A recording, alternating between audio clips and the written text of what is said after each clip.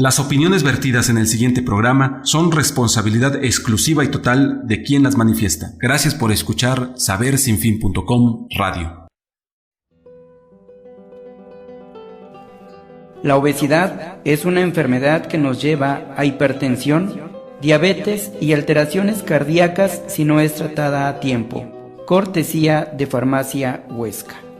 Farmacia Huesca ofrece servicios médicos de calidad y calidez, consulta general y consulta de nutrición. Ubicados en 2 Norte, 1209, local 3, esquina 14 Oriente, Colonia Centro. Teléfonos 405-2885. Encuéntranos en Facebook como Farmacia Huesca.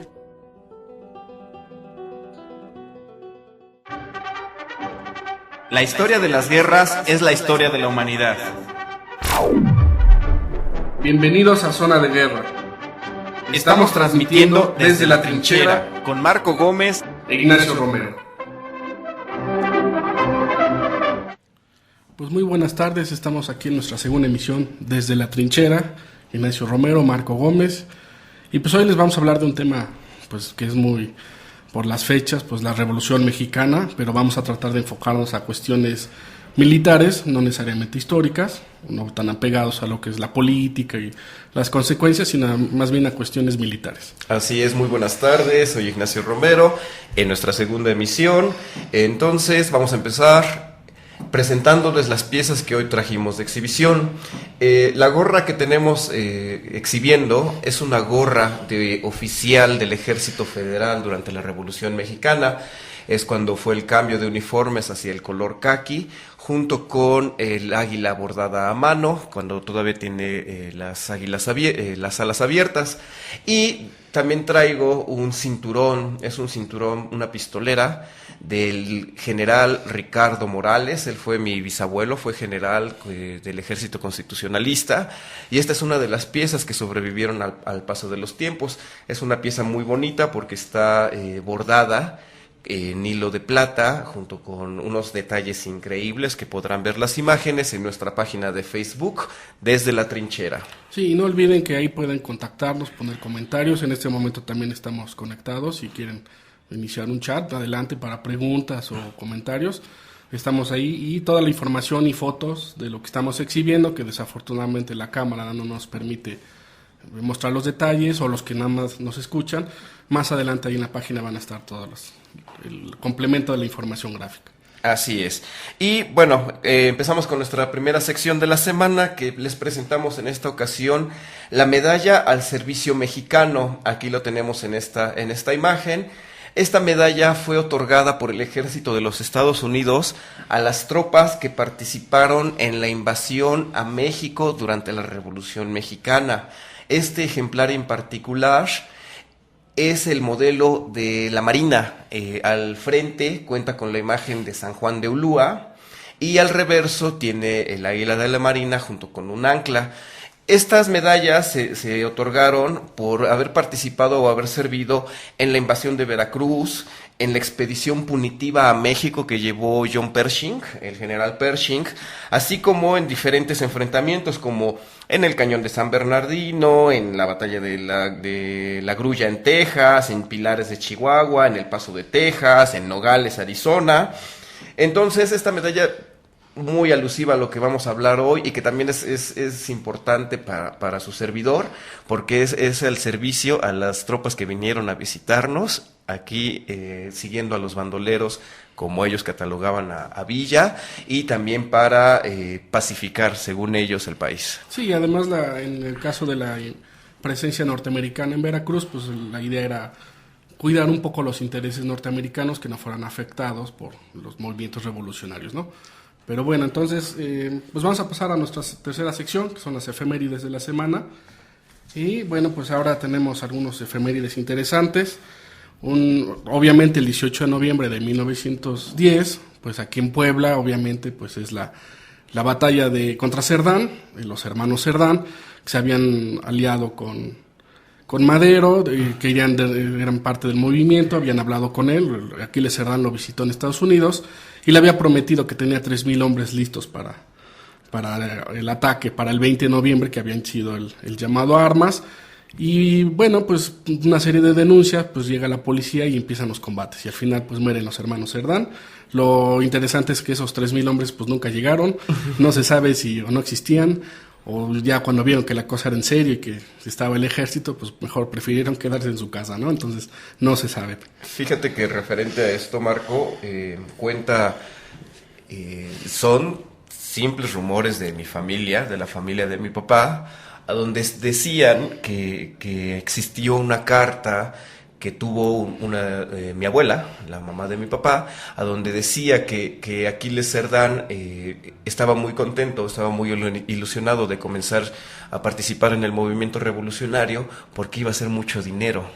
Aquí el chiste y su motivación no eran los sentimientos patrióticos que comentan, bueno, que todos estamos acostumbrados a oír, sino que él buscaba enriquecerse con el movimiento.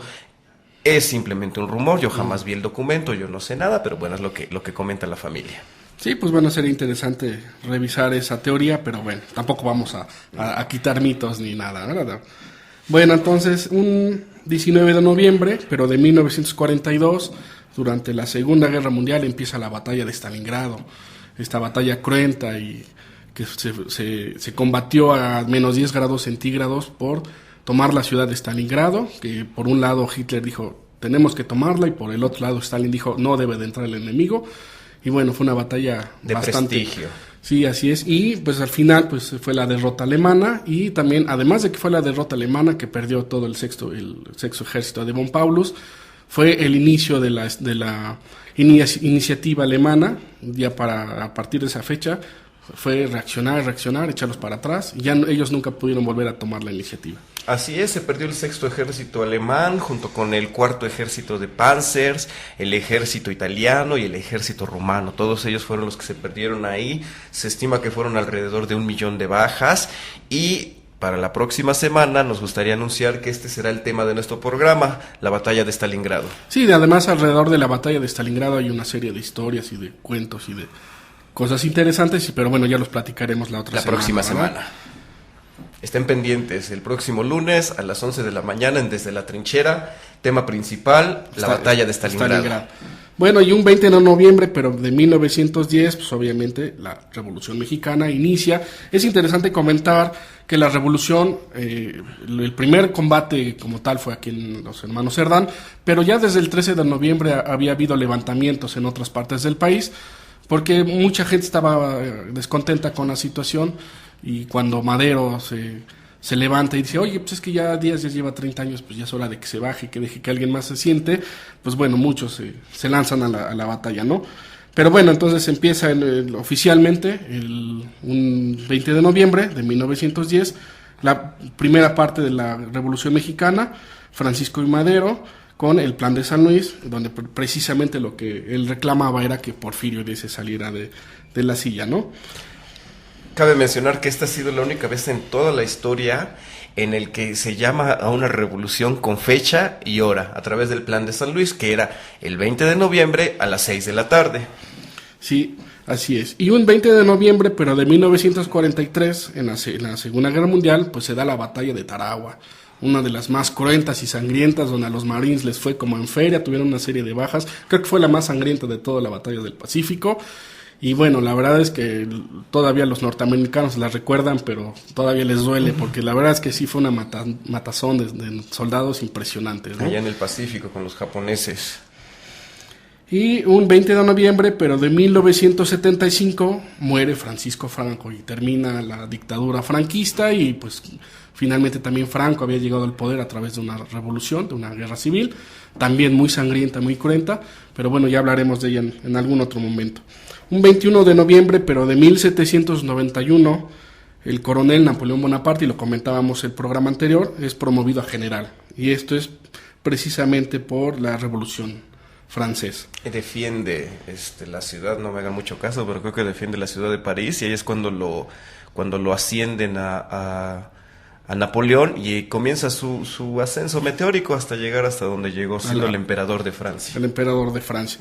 Y por último, un 24 de noviembre, pero de 1887, nace el mariscal de campo Erich von Manstein. Yo creo que uno de los más estrategas más brillantes, que luchó en el ejército alemán, pero que él jamás quiso ser nazi, no quiso afiliarse con los nazis. Hay muchos que afirman que en realidad él los odiaba internamente, y bueno, pero pues él tenía su trabajo, que él era pues conquistar, y si Hitler le decía pues tienes que hacerlo, pues él lo hizo. Muy brillante. Él estuvo en la invasión a Barbarossa, estuvo tratando de sacar a von Paulus, que estaba atrapado en Stalingrado. No lo logra porque obviamente no tenía ni combustible, ni armas, ni tanques suficientes, ni el apoyo aéreo. Entonces fracasa en su intento, pero y más adelante pues empiezan las contraofensivas rusas, y en un momento cae en desgracia porque él organiza un repliegue, y Hitler pues se molesta porque él decía que donde había pisado un soldado alemán jamás tenía que salirse, y pues bueno, es castigado, digamos, ¿no? Y fíjate que von Manstein también es conocido, que él fue el artífice del plan que llevó a la victoria a las tropas alemanas en Francia. El plan original que tenían ahí en mente era llevar algo similar al plan Schlieffen. Uh-huh. Y Manstein, él había planificado que el ataque no se hiciera como le llamaron el corte de Oz. Entonces cuando toman el plan de von Manstein, pues lleva a la victoria que tuvieron en Francia en 1940. Sí, así es. O sea, lo que Manstein dijo, bueno, en lugar de hacer un ataque frontal a través de la línea Maginot, ¿por qué no mejor nos vamos por el bosque donde ya no hay ningún defensor y lo sorprendemos por la retaguardia? Y pues eso fue lo que hizo. Y pues conquistaron Francia en unas cuantas semanas. Y los franceses invirtieron una millonada de francos en hacer la famosa línea Maginot, que al fin y al cabo no les sirvió, pero... Absolutamente para nada. Absolutamente para nada, exactamente. Bueno, pues muy bien, pues esas fueron las efemérides. También algo que es interesante de von Manstein es que cuando termina la guerra, en Nuremberg lo juzgan por criminal de guerra y lo castigan con 18 años de prisión.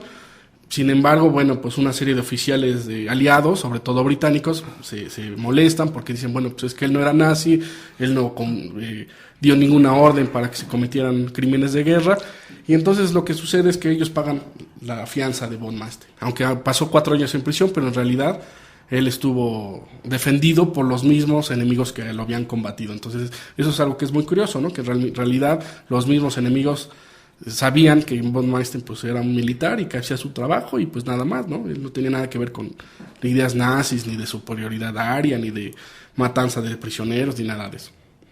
Así es. Entonces, bueno, ya con eso terminamos lo que es la primera sección. Vamos a hablar de nuestro tema principal. Estamos en la Semana Revolucionaria aquí en México.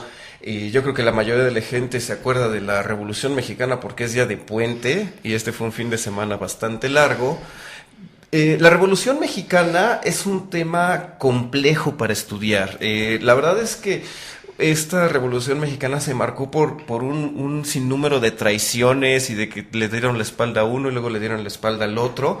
Nosotros vamos a tratar de platicar sobre los aspectos militares de la revolución, no tanto guiarnos por esta maraña de traiciones y de lealtades fallidas. Yo creo que vamos a empezar por el estallido de la revolución. Cuando la revolución estalla en 1910, el ejército mexicano era un ejército que estaba atrasado en lo que se refiere a su entrenamiento, en lo que se refiere a su industria. Exactamente, en esta época México no tenía fábricas de armas.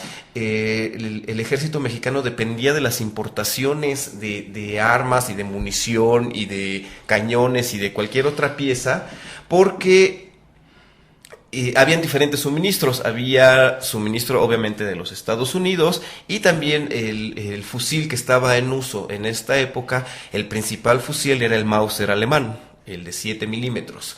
De la misma manera, las tropas, los que son los generales que mandaban en esta época, eran hombres que ya eran grandes, eran hombres mayores. Ellos habían sido héroes en las guerras de 1860, en 1870. Entonces, en realidad, el mando ya era un mando viejo, que se había quedado con las tácticas del siglo pasado, y aparte eran sumamente corruptos. Sí, así es. Y bueno, en este momento de la revolución, que es la primera etapa, la idea era derrotar a Porfirio Díaz, ¿no?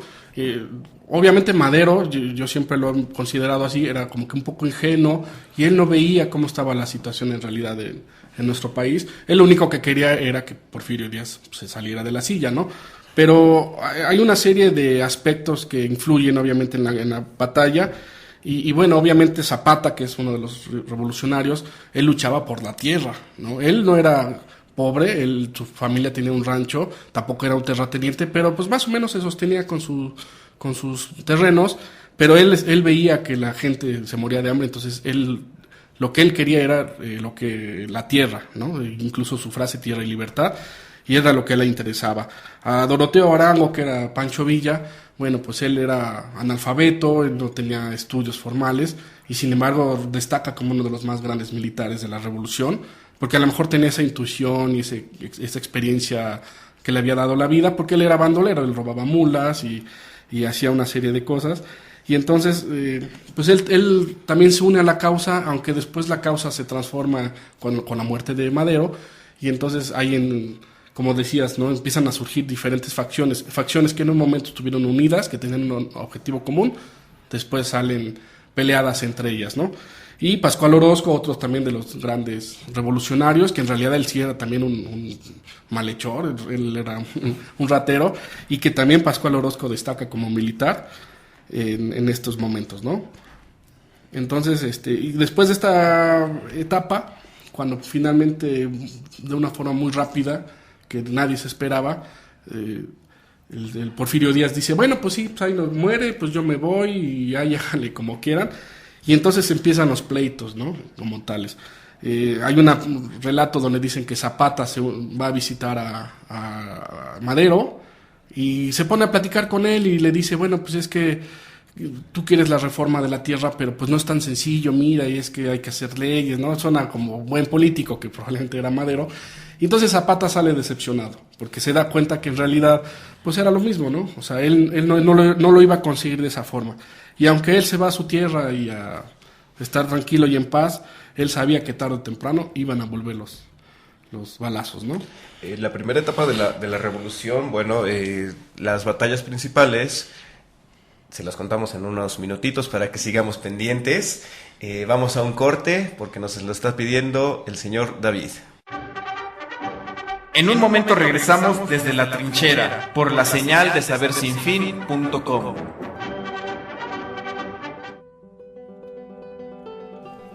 La obesidad es una enfermedad que nos lleva a hipertensión, diabetes y alteraciones cardíacas si no es tratada a tiempo. Cortesía de Farmacia Huesca. Farmacia Huesca ofrece servicios médicos de calidad y calidez, consulta general y consulta de nutrición. Ubicados en 2 Norte, 1209, local 3, esquina 14 Oriente, Colonia Centro. Teléfonos 405-2885. Encuéntranos en Facebook como Farmacia Huesca.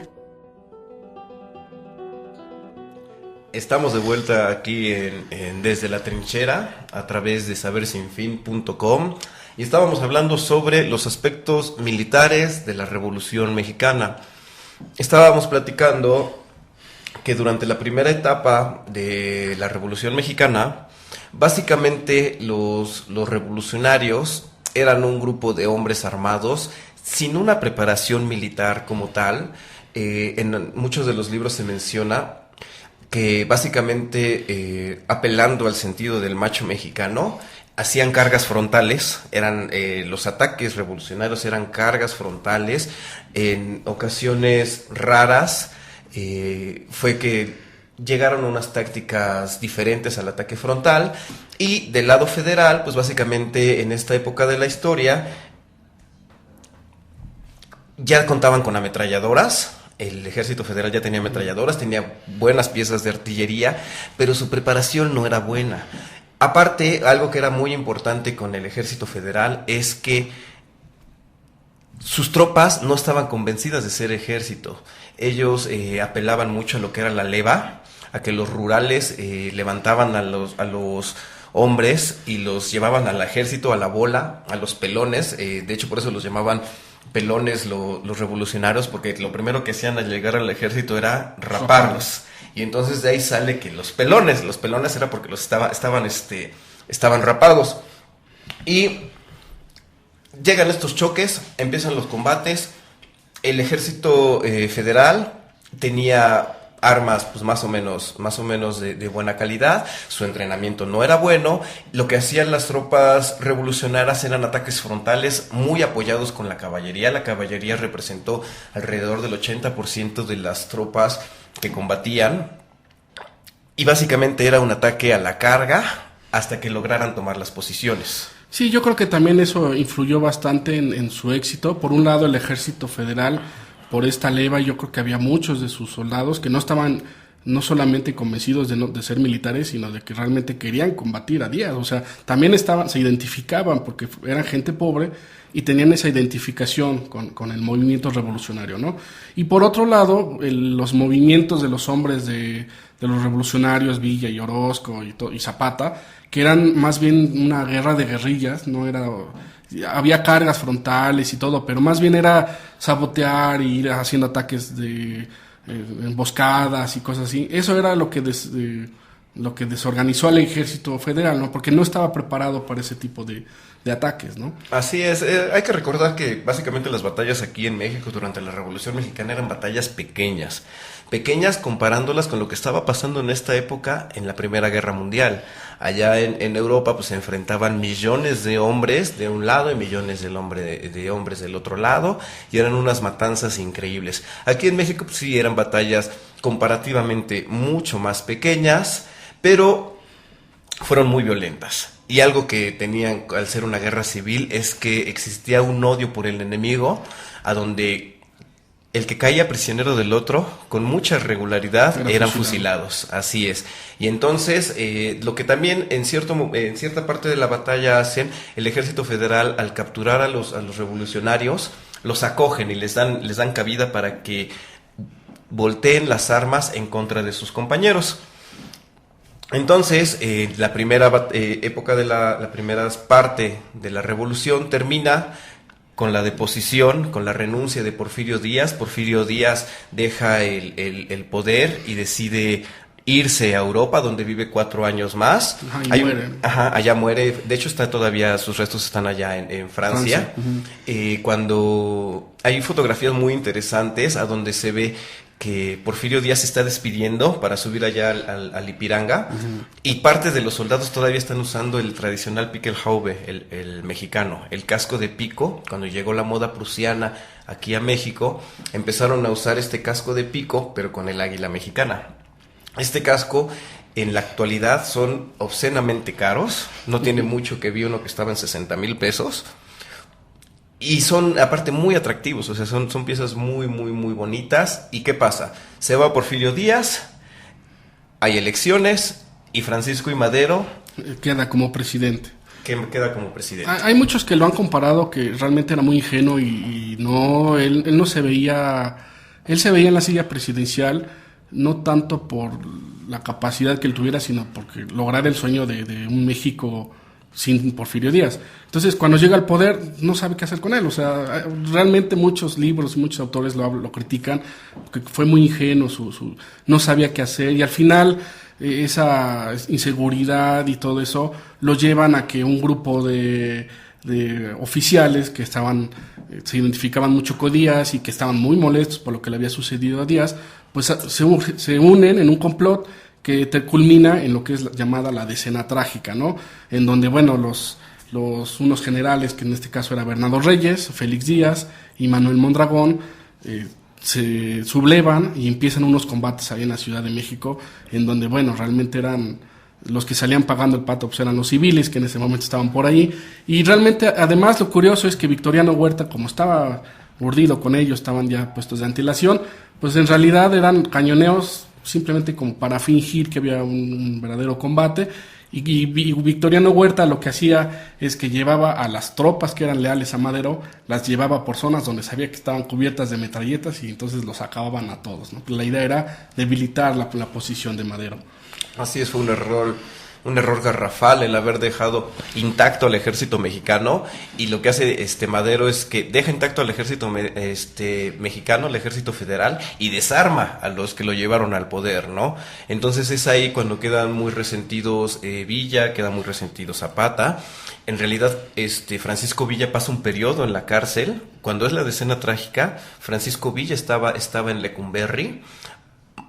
Asesinan a Madero, asesinan a Pino Suárez, y Villa se fuga de la cárcel para dirigirse nuevamente al norte y buscar nuevamente el formar una banda, pues para deponer en este caso a este hombre que es Huerta, a Victoriano Huerta. De ahí surge el plan de Guadalupe de Carranza, y Carranza le manda una invitación a Villa que se una a él para deponer a Huerta, y Villa de inmediato acepta, y entonces se vuelven a unir los antiguos revolucionarios para combatir en contra del nuevo enemigo, que en este enemigo es Huerta. Victoriano Huerta. Y bueno, en mi humilde opinión, para mi gusto, uno de los peores personajes que ha tenido en este país, Victoriano Huerta, que además era alcohólico, le gustaba el mucho coñac, el tomar, y además también este plan, es importante mencionarlo, que lo urden junto con el embajador norteamericano, que el embajador norteamericano Wilson era muy al estilo antiguo de querer tumbar gobiernos, y bueno, claro, podemos hablar de eso más adelante, que lo siguen haciendo, pero en ese entonces era como la moda, y querían a fuerza conservar los intereses norteamericanos. Ven Huerta alguien que lo puede defender, se puede entender muy bien, y ve a Madero como un enemigo, y entonces se urden todos en un plan y matan a Madero y a Pino Suárez, que era el vicepresidente. Ahorita que mencionaste a Wilson, se dice que en América Latina ocurren las independencias y ocurren las revoluciones cuando Estados Unidos está ocupado haciendo algo más.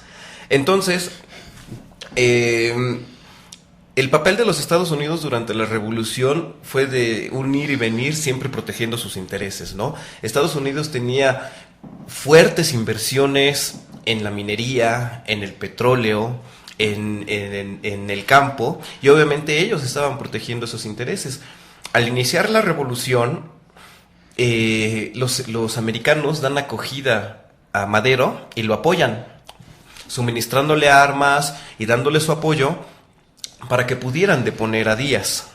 Entonces, una vez que deponen a Díaz, Wilson lo que hace es: ahora vamos a apoyar a Huerta para que sigamos manteniendo nuestro estatus.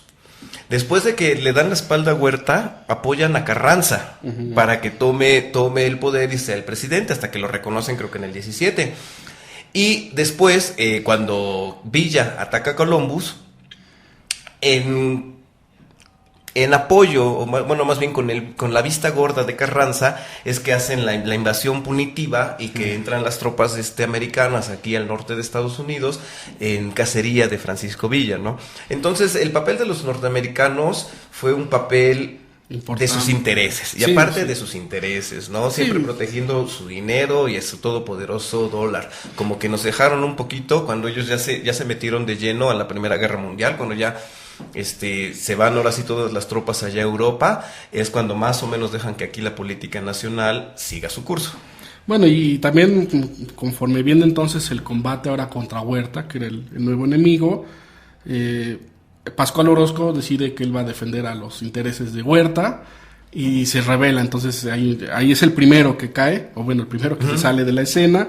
Y también es importante mencionar que, bueno, Zapata y Villa se sentían muy identificados, pero Carranza tenía otras ideas. Y bueno, vuelvo a lo mismo. Carranza y Villa eran...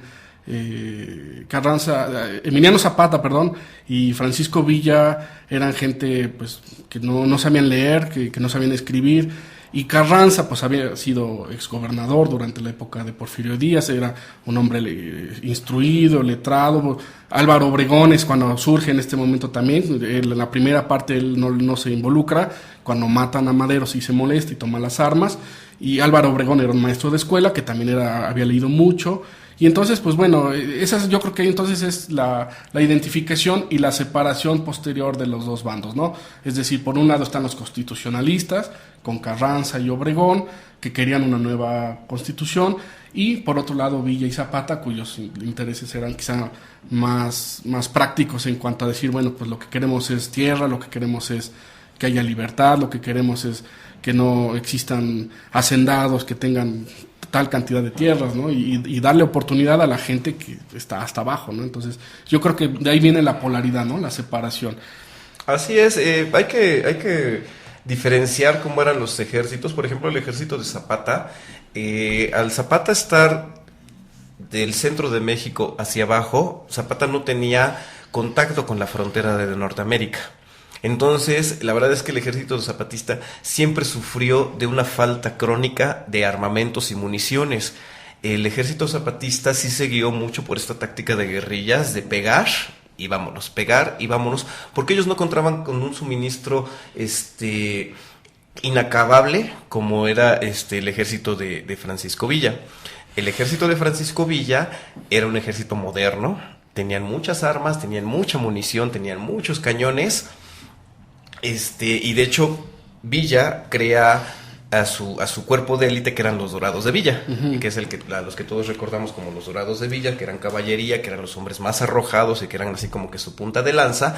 Algo que también destaca en el ejército de Villa son los trenes hospitales que tenía. Uh-huh. El papel del tren durante la Revolución Mexicana fue de importancia, ya que con eso se movían los ejércitos. Sí, así es. Yo creo que ya estamos viendo ya una guerra, en este caso moderna, en donde ya la logística y el transporte de tropas y de suministros ya no se hace a caballo o en carretas, sino a través del tren, que el tren se convierte entonces en un elemento importante.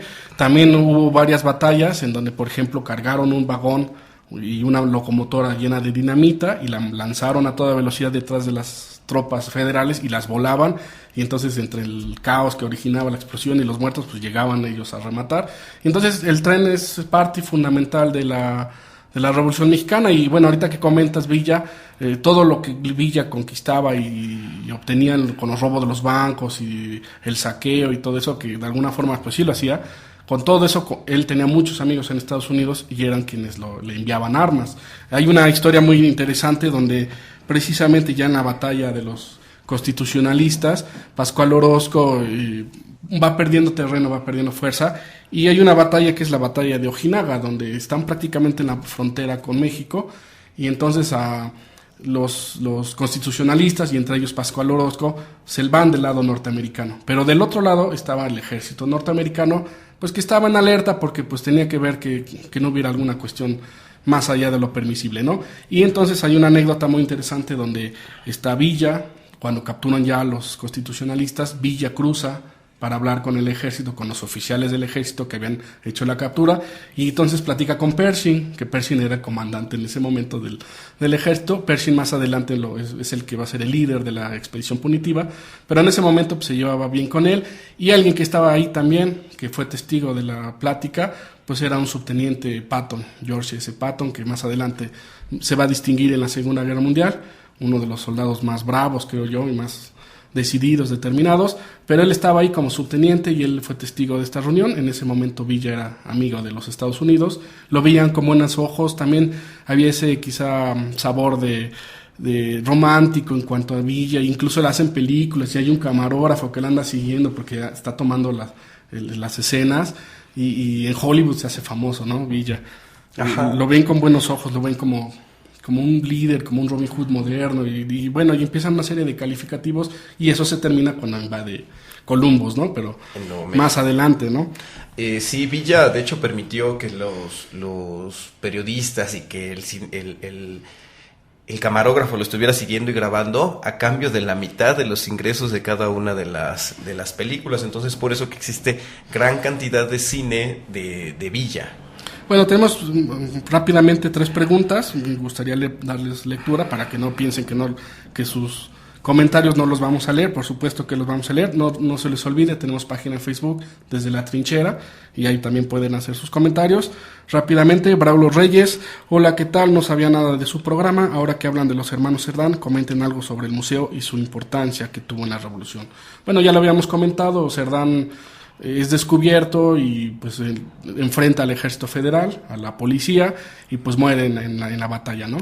El museo, es importante también señalar que en realidad el museo es un montaje, porque esta casa era una casa de vecindad, como se estilaba ya en las casas del centro.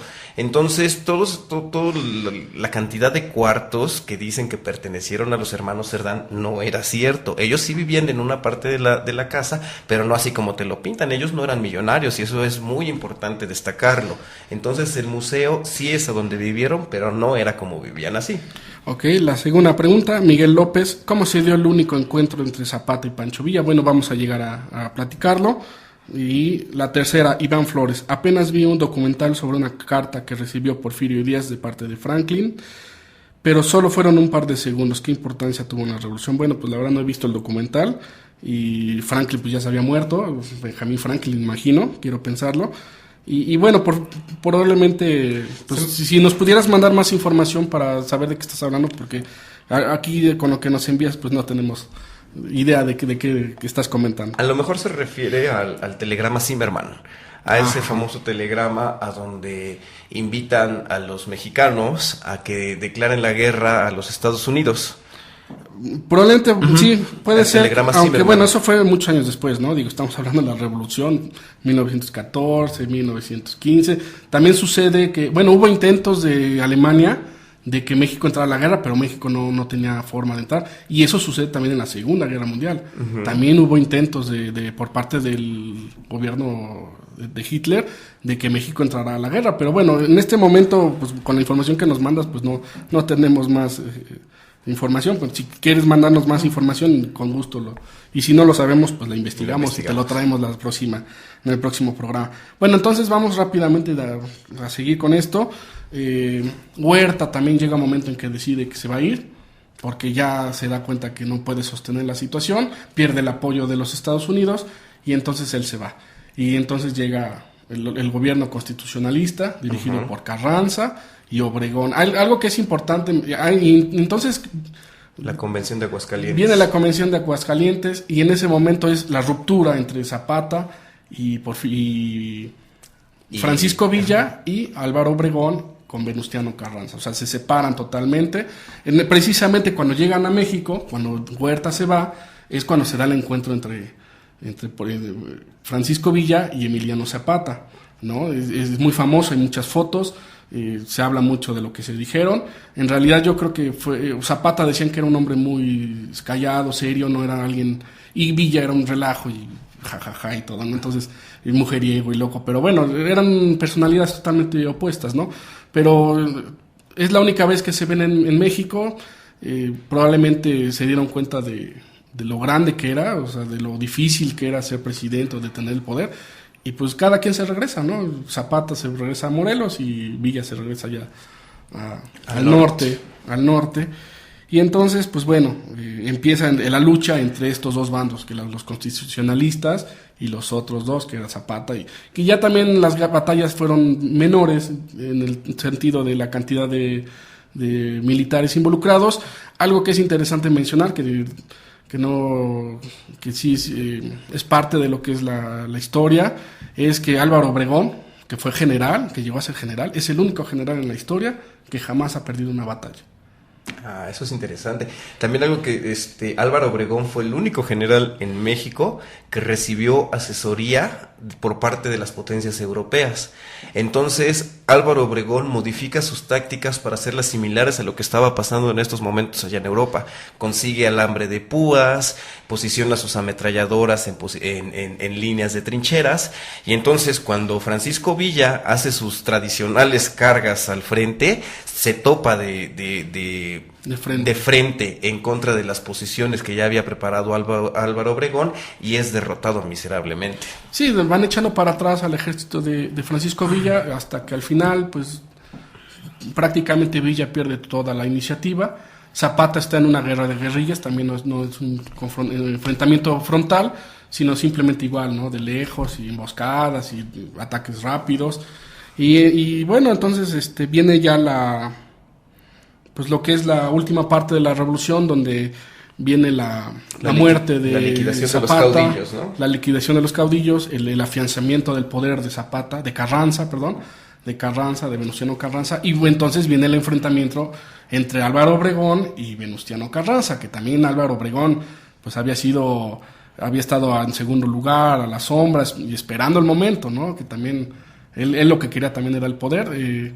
Álvaro Obregón pierde el brazo en las batallas alrededor de Celaya, y por eso le conoce como el Manco de Celaya, aunque no fue en Celaya, fue un poquito más cercano a León, Guanajuato. Y entonces hay una historia muy curiosa cuando Obregón pierde el brazo, que es en un contraataque villista que no se esperaban. Pierde el brazo entre el shock de lo que había pasado, el humo y la explosión, el dolor de que prácticamente el brazo lo perdió de un solo desgarro, o sea, salió volando, no quedó herido. Entonces Obregón agarra, saca su pistola y clics, y se da el balazo en la cabeza, pero la historia quiso que no tuviera balas en ese momento la pistola, vive, y bueno, pues ya más adelante pues permanece su lugar en el destino, ¿no?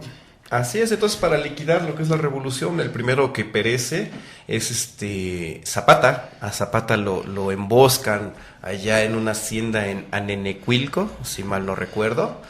La segunda figura que cae es Carranza, que lo matan aquí en Puebla, ahí en un tren aquí en la ciudad, en el estado de Puebla. Iba huyendo prácticamente, y en Tlaxcalantongo, en un pueblito por ahí, un caudillo local le da estancia, le da un lugar donde dormir, pero en realidad él estaba ya de acuerdo con las tropas de Obregón, y pues llegan en la noche y lo acribillan a Carranza. Así es. Y ya, ¿qué es lo que pasa? Villa ya está encerrado, ya no tiene tropas. Creo que para el final de esta parte del conflicto, ella contaba ya nada más con 5,000 hombres o menos, o sea, ya en realidad ya su papel como revolucionario se había terminado, y decide deponer las armas.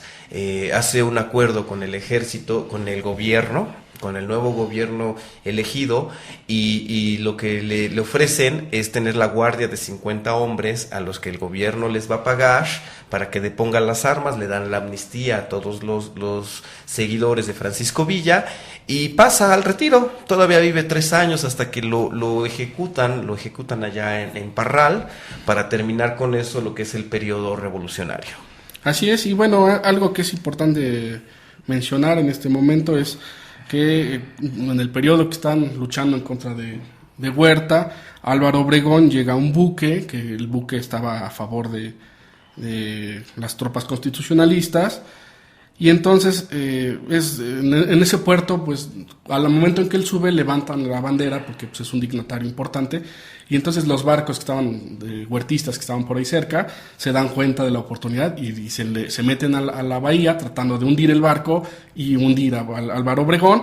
Empieza la batalla, el barco eran 2 contra 1, obviamente el barco donde estaba Obregón pues llevaba las de perder, y en ese momento llega un avión, y este avión empieza a echar bombas en contra de los 2 barcos de Huerta, y llega un momento en que crean tal caos, porque además no tenían con qué dispararles, no había ninguna defensa antiaérea, y entonces huyen los 2 barcos. Uno de los barcos es dañado y el otro logra huir, y entonces es la primera batalla aeronaval del mundo, cosa que es muy interesante.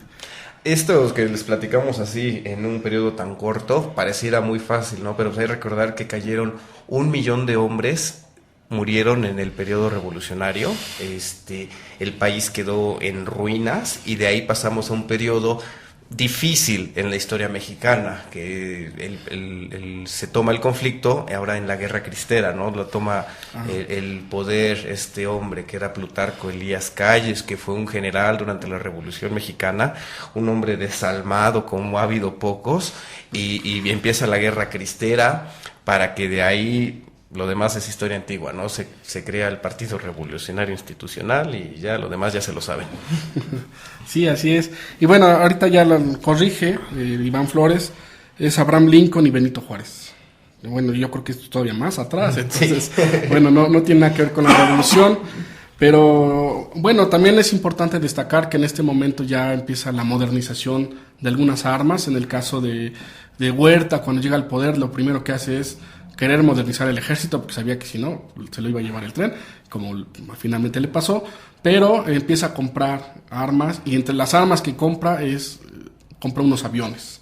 Viene a los Estados Unidos, le compra compra 6 aparatos, tengo idea, vienen los aparatos, y al final los evalúan y como que queda así como que no muy convencido, pero el que sí queda muy convencido es Francisco Villa, y queda enamorado de lo que eran los aviones, y entonces él decide tener su propia fuerza aérea. Y hay registros donde hubo el uso de aviones por parte del ejército revolucionario. Y aparte, creo que en uno de sus trenes habían 2 vagones que estaban dirigidos exclusivamente a la reparación de sus 2 aparatos que tenía.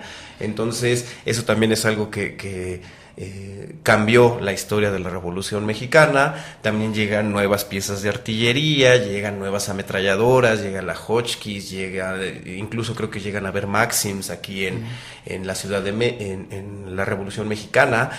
Había un equipo que había desarrollado un general que era muy famoso, que se apellidaba de apellido Mondragón.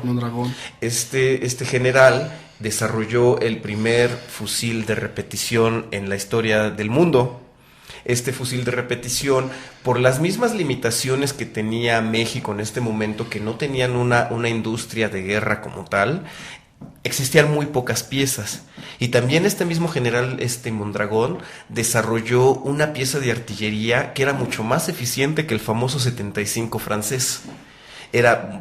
Tenía mejor alcance, tenía mejor desempeño, pero regresamos a lo mismo. Las limitaciones de la industria no permitieron que existiera un mayor número de piezas. Y además Mondragón fue uno de los que estuvieron al lado de los golpistas en contra de Madero, entonces pues también quizás recordemos su lado oscuro, su lado malo en este caso, pero él como persona, como diseñador y como ingeniero militar, pues fue excelente, tuvo varios libros que también se hicieron muy famosos. Pero bueno, pues muchas de sus armas quedaron en eso, en una propuesta, en un diseño, porque pues no había forma de producirlas en más.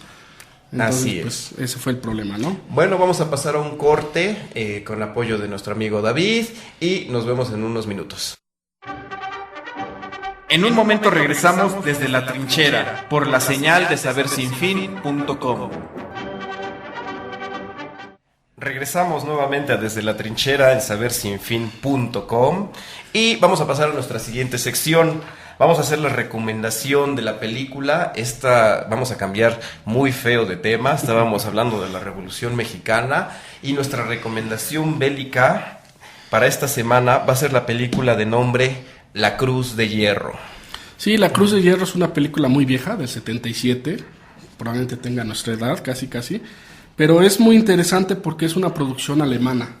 Así es una película de culto. En su momento fue una película exitosa y el día de hoy para los entusiastas de la historia militar es una película de culto. ¿Qué es lo que hace diferente esta película de La Cruz de Hierro? La Cruz de Hierro es una película que está enfocada desde el punto de vista de tropas alemanas. Regularmente el cine bélico que se distribuye a nivel de Hollywood se enfoca en el glorioso y victorioso ejército norteamericano. Pero La Cruz de Hierro trata sobre la historia de un grupo de infantes, de infantería, que están allá en la península de Tanán, en Rusia. Están en la retirada del 43. Y la historia gira en torno a 2 personajes principales. Uno que es el sargento Steiner, que es un hombre de edad ya maduro, pero sumamente condecorado. Y el otro es un capitán de apellido Stransky, el cual no tiene medallas, pero ni de servicio en el ejército. Sí, yo creo que es la lucha constante entre los oficiales letrados de carrera, de hijos de buena familia, pero que no necesariamente tienen todo lo que requiere un buen soldado, ¿no? Y el sargento, que es un hombre hecho por la experiencia y por lo rudo y todo, que bueno, que es condecorado, pero porque él no necesariamente una cosa de educación va con una cuestión de valor, ¿no? Entonces, y el oficial odia al sargento, ¿no? No lo puede ver en pintura porque él quiere una medalla y hace lo posible por lograrlo. Quiere una Cruz de Hierro. Lo primero que hace cuando encuentra a su coronel es decirle, quiero ganar la Cruz de Hierro. Y a lo que el coronel le responde, que es el actor James Mason, muy conocido en películas de guerra de los 60s, le dice, pues toma la mía, toma una de las mías, te la regala. Sí, o sea, y además que el teniente está obsesionado con algo que realmente, pues nosotros quizá lo veamos de una forma fría, pues realmente no es gran cosa, ¿no? O sea, para un soldado sí, Pero ya para el teniente, pues una medalla de ese tipo, pues te la tienes que ganar. O sea, no es como que pues, yo quiero una, no es como pedirle a Santa Claus que te la regale, ¿no? Sino que realmente es algo que se gana, que se demuestra, ¿verdad? Que no cualquiera la puede tener. Así es, y bueno, la película se desarrolla a donde el capitán Stransky, por sus órdenes, permite que queden cortados el pelotón del sargento Steiner. Hay una parte de la película donde ellos están detrás de las líneas enemigas, hasta que regresan a las líneas alemanas y son ejecutados por orden de Stransky. Es de destacar los detalles en los uniformes, el material que usan. Hay algunos T-34, hay cañones antitanques, hay motocicletas que también son originales. ¿Qué otra cosa podemos destacar? Pues bueno, yo creo que toda la película que es no norteamericana, el punto de vista alemán de la guerra, ¿no? Que no estamos acostumbrados a ver algo que no sea Hollywood, y eso te da otra perspectiva de lo que es lo que fue la Segunda Guerra Mundial, ¿no? También la película es muy cruda, es violenta, vale la pena verla. Les invitamos a que la busquen en internet. Se llama La Cruz de Hierro, The Cross of Iron. The Cross of Iron. Les recomendamos que la busquen. Vamos a tratar de poner un enlace en nuestra página de Facebook, desde latrinchera.com, no es cierto, desde la trinchera. Desde la trinchera. Y bueno, y finalmente, para terminar con la cita bélica, el capitán Stransky le dice al sargento: te voy a demostrar cómo lucha un verdadero oficial prusiano.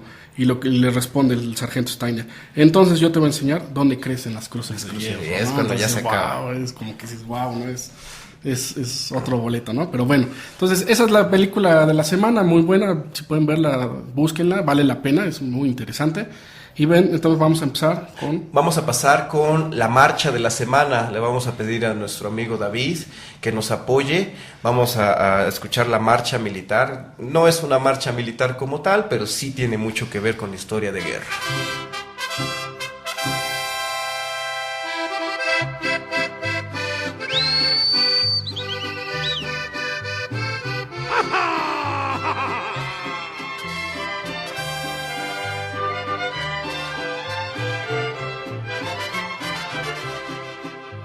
Carabinas 30-30 que los rebeldes portaban, y decían los maderistas que con ellas no mataban. Carabinas 30-30 que los rebeldes portaban, y decían los maderistas que con ellas no mataban. A mi 30-30 me voy a marchar, engrosar las filas de la rebelión. Si mi sangre piden, mi sangre les doy, por los habitantes de nuestra nación. ¡Sí, señor! ¡Arriba el norte! ¡Viva Francisco Villa! ¡Viva la revolución! ¡Ja! Gritaba Francisco Villa, donde te hallas, Argumedo, porque no sales al frente, tú que nunca tienes miedo.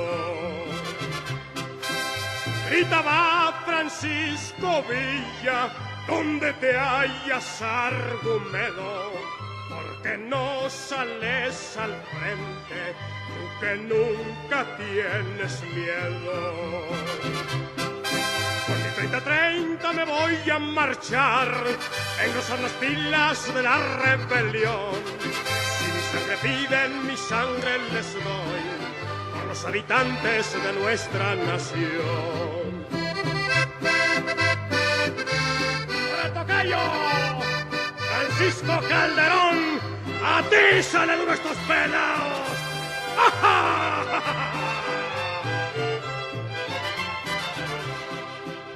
Ya nos vamos pa' Chihuahua, ya se va tu negro santo. Si me quebra alguna bala, ve a llorarme al Campo Santo. Ya nos vamos Chihuahua, ya se va tu negro santo. Si me quebra alguna bala, ve a llorarme al campo santo. Con mi 30-30 me voy a marchar, engrosar las pilas de la rebelión. Si mi sangre piden, mi sangre les doy, por los habitantes de nuestra nación. Estamos de vuelta después de escuchar esta tradicional canción mexicana, la Carabina 30-30. Todos nosotros como nacionales mexicanos la escuchamos y la identificamos con la Revolución Mexicana. La Carabina 30-30 en realidad era una carabina de modelo Winchester 1894. Hace rato comentábamos que el grueso de los ejércitos durante la Revolución Mexicana era la caballería. Y la caballería, por el hecho de que van montados sobre su animal, requieren armas que son más cortas y más fáciles de manejar para poder disparar mientras van montados.